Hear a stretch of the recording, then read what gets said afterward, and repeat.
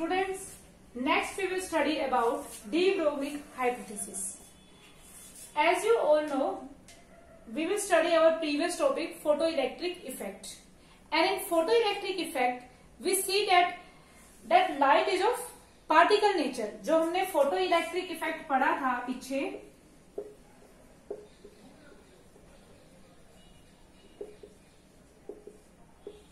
उसमें हमने क्या पढ़ा कि जो लाइट है that is of particle nature.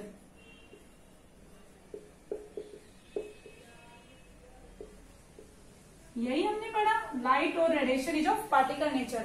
तो स्टूडेंट हम अब तक पढ़ते आ रहे थे जो लाइट है हमारे पास वो क्या होती है, एक वेव नेचर है. यही हम पढ़ रहे थे कि light is of wave nature. Wave nature proof करने के लिए आपके पास बहुत सारे एक्सपेरिमेंट आए, like polarisation, interference and many more. जो ऑप्टिक्स में आप सारे टॉपिक्स पढ़ते हो वो क्या शो करते हैं, लाइट का वेव नेचर. लेकिन कुछ टाइम बाद क्या आए, यहाँ पे आपके जैसे polarisation, interference and many more. अभी बाद में हमने पढ़ा कि लाइट ऑल्सो सोर्स particle nature. Particle nature proof करते हुए क्या है आपका photo electric effect. Next is quantum effect जो आप स्टडी करोगे बीएससी फाइनल ईयर में.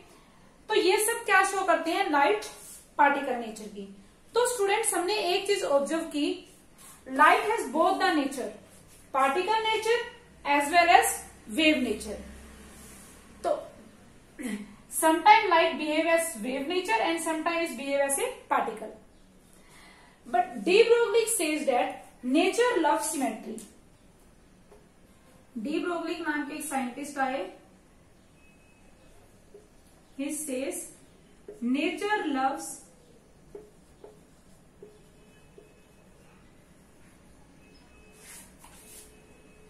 symmetry. इसने कहा कि nature love symmetry. It means if light has wave as well as particle nature, then matter also have wave as well as particle nature. तो इसने क्या कहा, जो मैटर है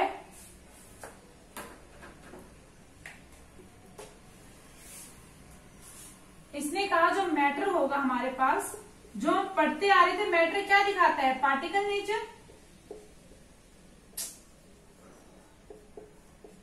इसने कहा कि साथ में वो क्या शो करेगा, वो वेव नेचर भी है. मीन्स चाहे लाइट हो या मैटर हो, दोनों क्या है, डबल नेचर के हैं, पार्टिकल और वेव नेचर. अब सबके लिए बात बिलीव करनी बहुत मुश्किल थी कि मैटर शोज वेव नेचर.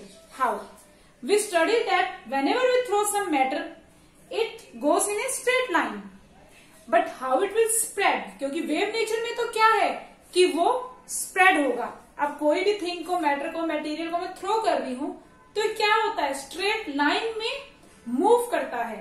और ये मानना कि वेव की तरह स्प्रेड हो रहा है तो बहुत ही मुश्किल था. लेकिन de Broglie ने कहा नो, कि नहीं, ये है वेव नेचर भी शो कर रहा है. क्यों, उसने कहा कि हर moving particle, every moving particle has a wave associated with it. इसने एक रीजन दिया कि जितने भी मूविंग पार्टिकल हैं उनके साथ एक वेव एसोसिएट होती है. कोई भी मूविंग पार्टिकल है, मैं चल रही हूं, ये चौक है, डस्टर है, मक्खी, एनीथिंग, जो भी मूविंग पार्टिकल होगा उनके साथ क्या होगी, एक वेव एसोसिएटेड होगी, उसने कहा. एंड अब इसने क्या कहा, जो वेव एसोसिएटेड होगी हर मूविंग पार्टिकल के साथ, उसको हम क्या नाम देते हैं, matter wave. The wave associated with moving particle is called matter wave. जो हर मीन्स कोई भी पेन है, it is surrounded by waves. तो इसके साथ क्या है, waves है, it is guided by waves और it is surrounded by many waves. Some small waves, some large waves. तो ये क्या है, surrounded by many waves. तो हर moving particle के पास क्या होती है, वो एसोसिएट होता है वेव से. तो उस वेव्स को हम क्या नाम देते हैं, मैटर वेव. स्टूडेंट ये वेव जो हम छोटे क्लासेस से पढ़ते आ रहे, sound wave, light wave, electromagnetic wave, उन सबसे डिफरेंट है. उन सब में नहीं है, ये सब एक डिफरेंट ही वेव थी जो हमारे पास न्यू निकल के आई, जो क्या थी, मैटर वेव।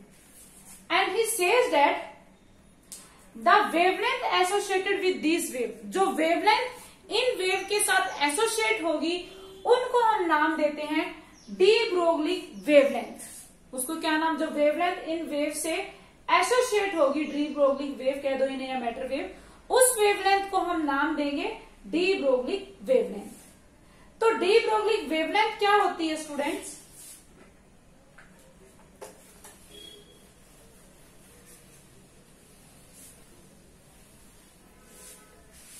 उसने कहा डी ब्रोगली वेवलेंथ है, तो उसको हम रिप्रेजेंट करेंगे मैटर वेव को, ये डी ब्रोगली वेव कहते हैं लैम्डा सी वेवलेंथ को, और जो कि क्या होती है h अपॉन में p। Here h is Planck's constant and p is momentum. तो उसने कहा अगर हमारे पास मान लो कोई भी क्या है, पार्टिकल है of mass m and moving with velocity v, then its de Broglie wavelength, that is lambda equal to h upon में मोमेंटम क्या होता है, मास इंटू में वेलोसिटी, तो that is equal to m v। ये क्या हो जाएगा, मास इंटू में वेलोसिटी। तो स्टूडेंट्स अब कुछ लोग इसकी बात से सहमत थे, जैसे आइंस्टीन, उन्होंने कहा हाँ ये सही कह रहा है कि हर मूविंग पार्टिकल्स के साथ एक वेव एसोसिएट होती है, दैट इज मैटर वेव और डी ब्रोगली वेव, बट इसको प्रूव नहीं कर पा रहा था कोई भी। दिस इज एक हाइपोथेसिस, आगे जाके आप पढ़ोगे जर्मन एंड डेविसन एक्सपेरिमेंट इसको प्रूव कर पाया, वो आगे की बात है। बट एट प्रेजेंट लोगों ने कहा ठीक है, आपकी बात अगर मान भी ली जाए कि हर पार्टिकल के साथ, मूविंग पार्टिकल के साथ एक वेव एसोसिएट होती है, तो हमें दिखती क्यों नहीं है? अब मैं ही हूं, मूव कर रही हूं, अगर मेरे साथ एक वेव एसोसिएट है तो मुझे दिखाई क्यों नहीं दे रही किसी को भी, हम उसको मेजर क्यों नहीं कर पा रहे? तो इसको बोलते हुए हमारे डी ब्रोगली ने कहा कि मान लो हमारे पास एक मैन और बॉय है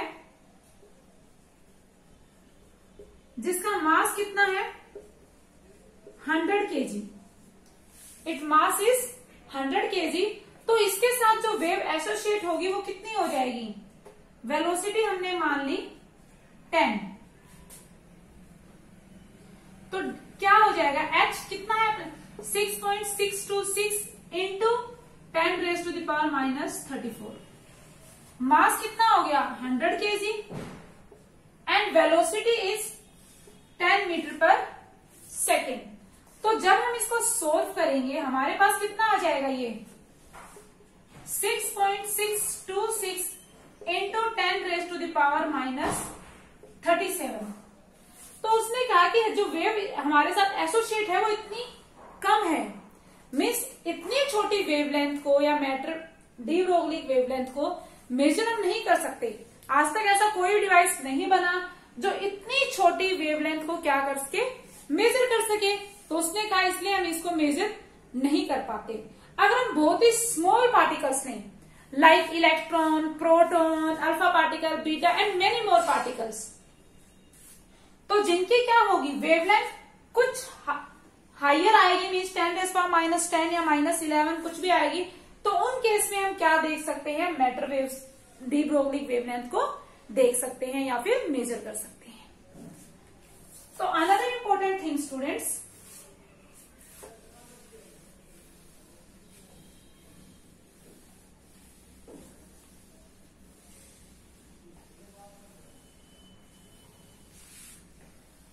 तो जो डी ब्रोगली वेवलेंथ है, इट वेरीज फ्रॉम, आई से the wavelength of matter wave,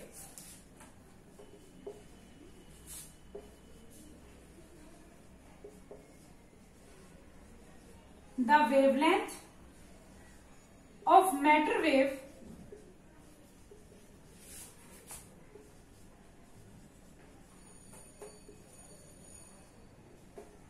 varies from 0 to infinity। इसने कहा कि इसकी वैल्यू क्या करेगी, वेरी करेगी 0 to infinity मैटर वेव की। जो लाइक अगर हमारे पास वेलोसिटी क्या है किसी भी मैटर की, जीरो है। अगर वेलोसिटी जीरो है तो लैम्डा इक्वल टू क्या होता है, एच अपॉन में एम वी। तो इस केस में वेवलेंथ कितनी आ जाएगी स्टूडेंट्स, 1 अपॉन में जीरो है, कोई वैल्यू अपॉन में जीरो इक्वल टू इंफिनिटी। अगर किसी भी पार्टिकल की मीन्स वेलोसिटी जीरो है तो वेवलेंथ क्या है, इंफिनिटी। और इंफिनिटी मीन्स क्या है स्टूडेंट, अगर मैं देखूं तो ये क्या होती है, एक तरह से वेवलेंथ ही होती है आपकी। और इनफाइनाइट मीन्स कि जो ये वेवलेंथ है आपकी कुछ इस तरह से गई, मीन्स ये कंप्लीट ही नहीं बनी इनफाइनाइट तक, कहां पर। तो हम क्या कह सकते हैं, वेव डजंट एग्जिस्ट, ये एग्जिस्ट ही नहीं कर रही क्योंकि इनफाइनाइट है लैम्डा, तो एग्जिस्ट नहीं कर रही। मीन्स यहां से हमें क्या पता चलता है कि जो डी ब्रोगली वेवलेंथ है वो इन्हीं पार्टिकल्स के साथ, उन्हीं पार्टिकल्स की होगी डी ब्रोगली वेवलेंथ, जो क्या होंगे, मूविंग पार्टिकल्स होंगे।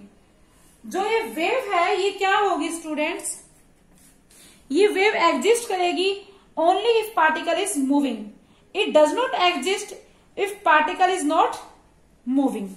ओके, अनदर थिंग, अगर हम वेलोसिटी को क्या ले लें students, if v equal to infinite then lambda कितना हो जाएगा, zero. Lambda zero means a straight line will come, means it, जो इसका मोशन है हमें कैसा लगेगा, इसका मोशन हमें लगेगा like a straight line. Okay students, another thing is,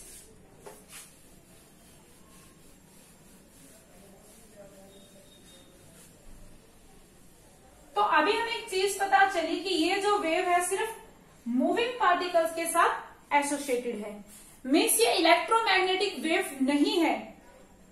चाहे पार्टिकल चार्ज हो अनचार्ज हो उससे कोई फर्क नहीं पड़ता, सिर्फ वो पार्टिकल क्या होना चाहिए, मूविंग पार्टिकल।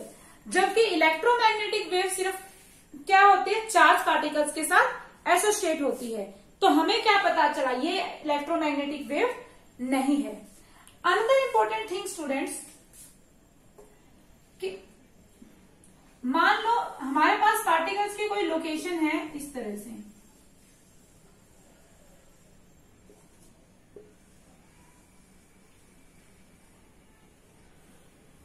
तो ये क्या है, पार्टिकल्स के साथ हर पैन के वेव तो एसोसिएटेड है, बट ये पार्टिकल की एग्जैक्ट लोकेशन नहीं बताता, एग्जैक्ट पोजीशन नहीं बताता।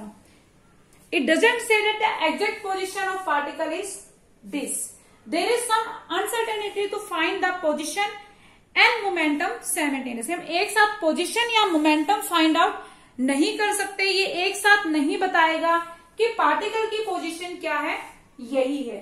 तो डी ब्रोगली हाइपोथेसिस क्या है स्टूडेंट्स, डी ब्रोगली नाम के साइंटिस्ट ने कहा कि कोई भी, कि नेचर क्या करता है, लव सिमेट्री, उसके अकॉर्डिंग कोई भी क्या है, मैटर है या कोई भी मूविंग मैटर है, मूविंग पार्टिकल है, उसके साथ एक वेव एसोसिएट होगी और उस वेव को हमने नाम दिया मैटर वेव, और उसकी वेवलेंथ को हमने नाम दिया, और मैटर वेव या कह सकते हैं डी ब्रोगली वेव, और उसकी वेवलेंथ को हमने नाम दिया डी ब्रोगली वेवलेंथ, जिसका फॉर्मूला क्या होता है, lambda is equal to h upon में p, where p is momentum that is equal to m v, mass into में velocity. Okay, next we will study about relation of de Broglie wavelength with temperature, कि de Broglie wavelength का temperature के साथ क्या relation है।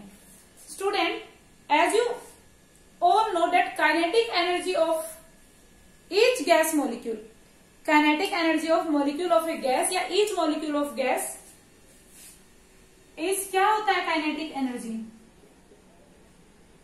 आपने पढ़ी हुई है। Kinetic energy of each gas molecule हम के से रिप्रेजेंट कर देते हैं काइनेटिक एनर्जी को, चलो के ई, 3/2 के टी।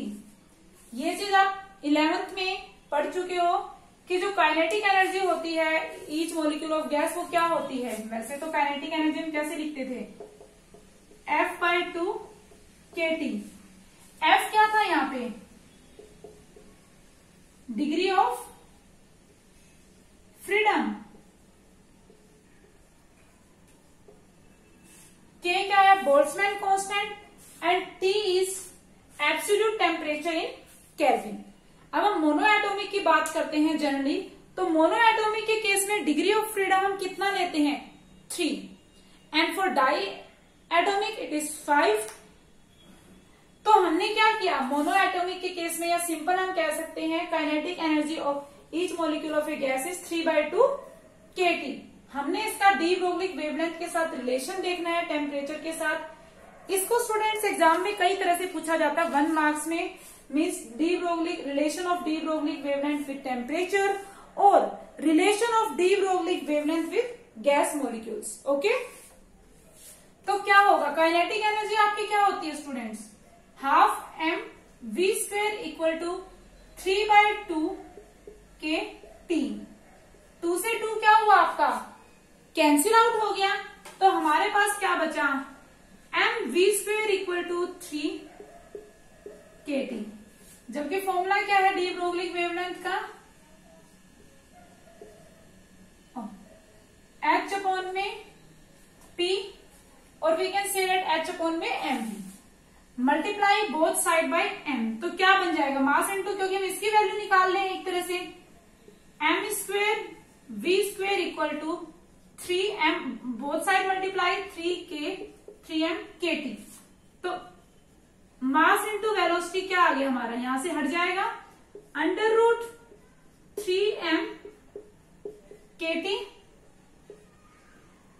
सब्स्टिट्यूट कर देंगे इसकी वैल्यू को इन डी ब्रोगली वेवलेंथ वाले फॉर्मूले में, जो कि क्या होती है, lambda equal to H upon में P, और P क्या होता है, लैम्डा अपॉन में H अपॉन में mv। तो हमारे पास क्या आ जाएगा, lambda equal to H upon में अंडर रूट 3M kT। तो इससे हमें एक चीज पता चली, जो हमारे डी ब्रोगली वेवलेंथ है, it is inversely proportional to temperature. कई बार पूछा जाता है कि डी ब्रोगली वेवलेंथ टेम्परेचर के साथ क्या है, it is inversely proportional to temperature, means when wavelength increases temperature will decrease। Okay students, means जैसे इनवर्सली प्रोपोर्शनल होता है, एक बढ़ेगा तो दूसरा क्या होगा, डिक्रीज होगा। ओके, नेक्स्ट स्टूडेंट्स, अगर हमें डी ब्रोगली वेवलेंथ को राइट डाउन करना हो इन टर्म्स ऑफ काइनेटिक एनर्जी, तो हम क्या यूज करेंगे, काइनेटिक एनर्जी क्या होती है, काइनेटिक एनर्जी के लिए मैंने सिंपल यूज किया ओनली ई, आप कुछ भी यूज कर सकते हो, के ई के। तो काइनेटिक एनर्जी आपकी क्या है students, half M V square. आपको पता है कोई भी particle having mass m and velocity v, उसकी काइनेटिक एनर्जी क्या हो जाएगी, half M V square, and momentum is mass into velocity mv। अगर हम यहां से वेलोसिटी निकालना चाहें तो हमारे पास क्या आ जाएगा, v equal to p upon में m, और हमें क्या निकालना है, एक तरह से क्या होता है, lambda is equal to h upon में p। ये इजी रहेगा निकालना, चाहे mv निकाल लो, तो हमें p मोमेंटम निकालना है। Putting this value in equation 1, अगर इस वैल्यू को हम इक्वेशन 1 में पुट कर देंगे तो हमारे पास kinetic energy is equal to half M we square की वैल्यू क्या हो जाएगी, पी स्क्वायर अपॉन में m square, this will cancel out. तो kinetic energy equal to half p square upon में एम, क्रॉस मल्टीप्लाई, और p square equal to 2me, under root उतारेंगे तो p equal to under root 2me। तो हमारे पास de Broglie wavelength put करेंगे तो क्या आ जाएगा, h अपॉन में under root 2me। Okay students, ये हमारे पास एक रिलेशन आ गया कि lambda equal to h upon में अंडर रूट 2me। अगर हम इसी डी ब्रोगली वेवलेंथ को in terms of accelerating particle, अगर कोई न्यूमेरिकल आ जाता है, वैसे एक्सेलरेटिंग पार्टिकल्स के टर्म्स में हम देखना चाहते हैं तो क्या होगा, मान लो हमारे पास potential difference of v volt, means इस पे 0 और यहाँ पे क्या है v, मीन्स पार्टिकल है जो एक्सेल चार्ज पार्टिकल एक्सेल वो मूव कर रहा है from 0 to this to this. तो स्टूडेंट्स वर्क डन क्या होता है, Q इंटू में v, डेल v, तो यहाँ पे डेल्टा v क्या है, पोटेंशियल v माइनस 0, तो डेट इज यहाँ पे क्या है स्टूडेंट्स, QV। तो स्टूडेंट्स जो यहाँ पे वर्क डन हो रहा है किसके एक्सपेंस में हो रहा है, kinetic energy. So we can say that here work is done on the expenses of kinetic energy. So kinetic energy is equal to work done, जो कि क्या है, QV। तो QV है, तो हम अगर इसको इस इक्वेशन में पुटअप करेंगे सिंपली, तो लैम्डा क्या आ जाएगा, lambda equal to H upon में √2m E kinetic energy, 2m क्या आ गया, Q into V। This formula is applicable only for accelerating particle. अब इसी से आपकी बुक में दिया हुआ है कि हमें क्या निकालना हो, wavelength of electron, D Broglie wavelength of an electron. तो स्टूडेंट्स अगर हमें इलेक्ट्रॉन की निकालनी है तो क्या आ जाएगा, de Broglie wavelength for electron lambda is equal to H upon में √2 mass of electron me, charge on electron QE, इसी जगह में E लिख देते हैं और V। ऐसे ऑल नो प्लैंक्स कांस्टेंट की वैल्यू क्या होगी यहाँ पे, 6.626 into 10⁻⁻34 joule second. Next mass of electron 9.1 into 10⁻31 kg। Charge 1.6 into 10⁻19 coulomb. अगर हम इन सब वैल्यूज को सब्स्टिट्यूट करेंगे तो हमें फाइनली जो आंसर मिलता है वो क्या मिलता है, लैम्डा इक्वल टू 12.27 √V0। ये this is in terms of angstrom. यहां लिख लो, कहीं लिख लो, एंगस्ट्रॉम में मिलेगा हमें इन terms of angstrom. This is only for electron. तो स्टूडेंट ये हमें क्या मिला, रिक्वायर्ड रिजल्ट। तो स्टूडेंट इसमें हमें कई फॉर्मूले मिले, जो सभी फॉर्मूले आपको याद रखने हैं। That is very important for numerical purpose. तो हमें यहाँ पे कितने फॉर्मूले मिले हैं टोटल, पहला फॉर्मूला हमें जो यहाँ पे मिला है, सबसे पहले हमने डी ब्रोगली की बात की कि क्या होता है, lambda is equal to H upon में P। Second it is equal to H upon में mv। नेक्स्ट हमें मिला, इसी को हम क्या लिख सकते हैं, काइनेटिक एनर्जी की टर्म्स में H अपॉन में √2m E कह लो या K कह लो, काइनेटिक एनर्जी यही मिला। उसके बाद हम एक्सेलरेटिंग पार्टिकल के लिए इसको क्या लिख सकते हैं, यहां लिख देती हूं H अपॉन में √2m QV। अगर हमारा वो एक्सेलरेटिंग पार्टिकल सिर्फ इलेक्ट्रॉन हो तो क्या आ जाएगा, 12.27 √V। अगर हम क्या लिखना चाहें, टेम्परेचर की टर्म्स में लिखना चाहें तो हमारा क्या आ जाता है, यही चीज आ जाती है आपकी H अपॉन में √3m KT। तो ये सभी फॉर्मूले आपको याद रखने हैं, it is very very important. Students एक चीज और याद रखना, यहां से हमें क्या पता चला, जो डी ब्रोगली वेवलेंथ है इलेक्ट्रॉन की या किसी भी चार्ज मतलब एक्सेलरेटिंग पार्टिकल की, दिस विल इंक्रीज और डिक्रीज। वेवलेंथ इंक्रीज भी हो सकती है, डिक्रीज भी, अकॉर्डिंग टू पोटेंशियल। पोटेंशियल के हिसाब से वो क्या होगी, इंक्रीज होगी और डिक्रीज होगी। Students I think this topic, ये टॉपिक आपको समझ में आ गए होंगे। नेक्स्ट टाइम हम इसका जो प्रूफ दिया, क्योंकि ये क्या थी, जो डी ब्रोगली ने दी सारी हाइपोथेसिस थी उसकी, कि मूविंग पार्टिकल्स के साथ एक वेव एसोसिएट होती है। नेक्स्ट टाइम हम स्टडी करेंगे Davisson and Germer experiment for slow moving electron. किसके लिए, स्लो मूविंग इलेक्ट्रॉन के, जो इस बात को क्या करेगा स्टूडेंट्स, प्रूफ करेगा। That's all for today.